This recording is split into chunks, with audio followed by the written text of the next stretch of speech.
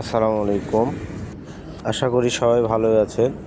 তো অনেক দিন আলুর বাজার আপনাদেরকে দিই নাই, মাঝখানে এখন দেখছেন যে আলুর প্রায় শেষের দিকে, তারপর অনেকেই বলছেন যে ভাই আলুর বাজারটা একটু দিলে ভালো হয়, আমাদের কিছু আলু আছে। তো বর্তমানে এখন সাদা ডায়মন্ড আলু চলছে 13 টাকা থেকে শুরু করে 14 টাকা পর্যন্ত কেনা বেচা হচ্ছে। 14 টাকা, 15 টাকা হাইস্ট বাজারে, এরকম বাজারে কেনা বেচা হচ্ছে। আর যেটা লাল স্টিক আলু 13 টাকা কেজি এর মধ্যেই কেনা বেচা হচ্ছে।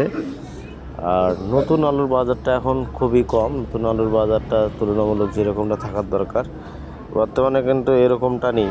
কারণ বুঝতেই পারছেন যে আলুর বাজারে প্রচুর একটি ধস নেমেছে। আগে কিন্তু আলুর বাজারটা অনেকটাই ভালো ছিল, বর্তমান কিন্তু সেই বাজারটি নেই। আর আপনাদেরকে আমি একটি ভিডিওতে বলেছিলাম যে কী পরিমাণে আলু চাষ হচ্ছে।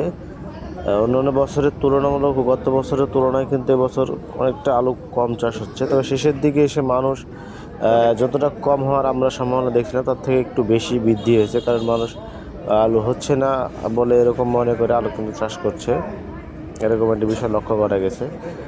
তো এই হলো আলুর সব মিলিয়ে আপডেট খবর।